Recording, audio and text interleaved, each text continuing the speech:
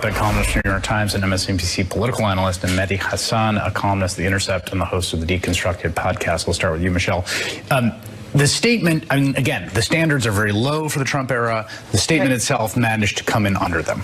Right. I mean, both for many different reasons, both because of its utter kind of proud amorality, its mendacity. I mean, it's just full of lies, and its real flippantness. You know, I mean, he kind of can't even pretend to see this murder of a U.S. resident, a columnist for a great American newspaper. He can't even pretend to see this as a matter of great import, right? I mean, maybe he did it, maybe he didn't. You know, it is what it is. Right. It is what it is. I mean, he can't even pretend to take the issue seriously. So, you know, which is why it is such a signal to despots all over the world. It's not as if the United States has not behaved hypocritically in the past. You know, the United States has often continued its relationship with countries like Saudi Arabia despite all sorts of human rights abuses.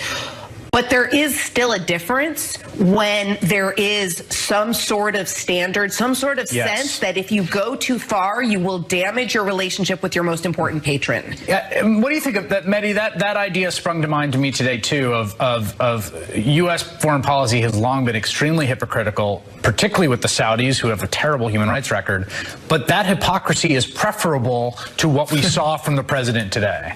No, well said, Chris. We would all much rather prefer the United States pretends to care about human rights rather than openly say, you know what, it's a mean, dangerous world. What did he say? It's a dangerous world, and Pompeo said it's a nasty place out there. Well, yeah, it's dangerous and nasty because you're turning a blind eye to one of your allies, killing a U.S. resident, murdering a journalist on foreign soil. It's dangerous and nasty to Yemenis who are having U.S. bombs dropped on them by Saudi planes because you're turning a blind eye to it. You're not just a passive observer, you're an active participant in the dangerousness and nastiness in this world. But the thing that stood out to me, Chris, in the statement, what was so revealing about this bizarre, rambling statement was the Iran stuff right at the top. I mean, it's very revealing because we know that this is not just about oil. This is not just about arms sales. This is not just about Trump's bottom line. He's making a lot of money from the Saudis personally, even though he denies it. It's not just about all of that. It's also about Iran. It's about Israel. It's about the fact that MBS, Benjamin Netanyahu, and Donald Trump have formed this kind of evil justice league to try and start a pointless war in the Middle East again, this time with Tehran. And that's why they can't throw MBS under the bus. And Trump is very clear about that. They devote the first 2 paragraphs of that statement to Iran. Even though the last time I checked, Iran, for all its sins, wasn't bombing Yemen and didn't murder Jamal Khashoggi. There are more references to Iran, Chris, in that statement than there are to Jamal Khashoggi and the Crown Prince of Saudi Arabia. It's a great point, and that is the geopolitics behind this are exactly that, right? That there is this sort of kind of tacit, if not explicit, allyship between the U.S., Saudis, and Mohammed bin Salman, the Netanyahu government in Israel, to sort of confront the Iranians and roll them back. You have this reporting about Kushner, who has been said to be in MBS's pocket.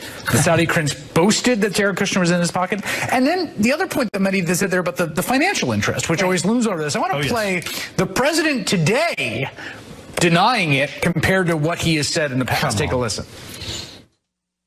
I don't make deals with Saudi Arabia. I don't have money from Saudi Arabia. I have nothing to do with Saudi Arabia. I couldn't care less. Saudi Arabia, and I get along great with all of them.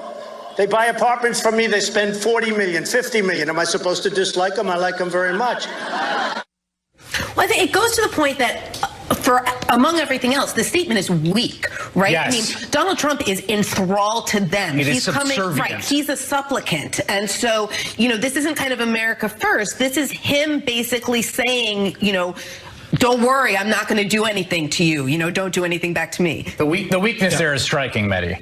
Yeah, and it's weird. Michelle's right to point out the direction of travel. Who is the supplicant? Who is the client state here? This is the United States of America. And the stuff he bases his kind of supplication on is nonsense. The Saudis are not investing $450 billion in the U.S. economy, as he claims in that statement. He just made that number up. The Saudis are not helping national security. He says, Saudis are helping our security. He even says in the statement, Chris, that Saudi Arabia can't be abandoned because it's agreed to lead the fight against radical Islamic terrorism, which he pointlessly capitalizes, which is absurd. absurd. Asking Saudi Arabia to lead the fight against radical Islamic terrorism is like asking the Gotti family to lead the fight against organized crime. They spread the stuff. Yeah. They can't be tasked with cleaning it up. The whole thing is nonsensical from start to finish. All right, Michelle Goldberg and Mehdi Hassan, thank you both.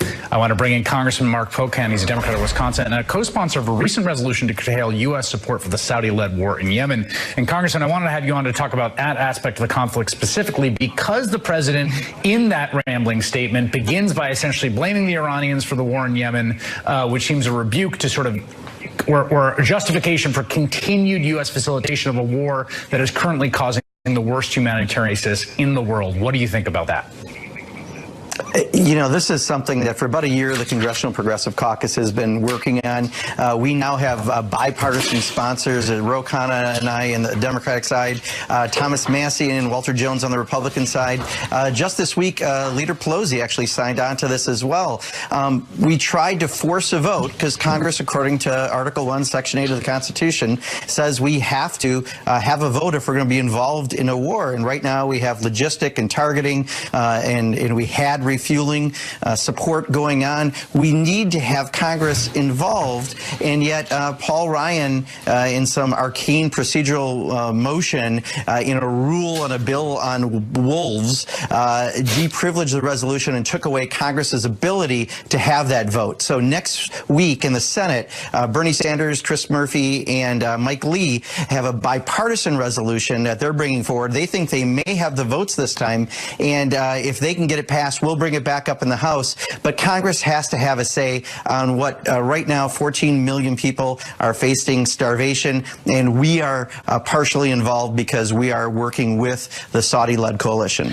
Why should Americans, you just spoke to it, but tell Americans who are watching this and maybe skeptical why America has a role to play and what Americans can do to stop this mass starvation that seems incipient.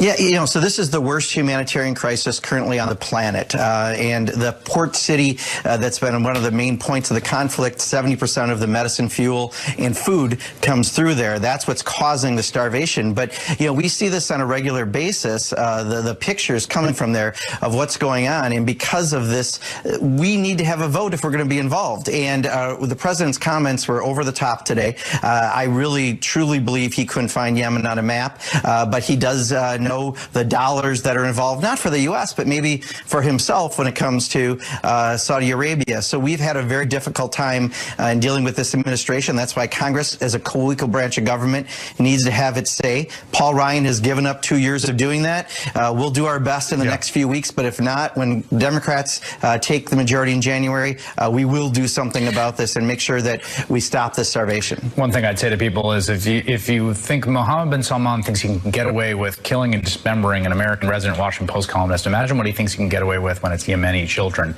Congressman Mark Pocan, thank you so much for your time. Yeah.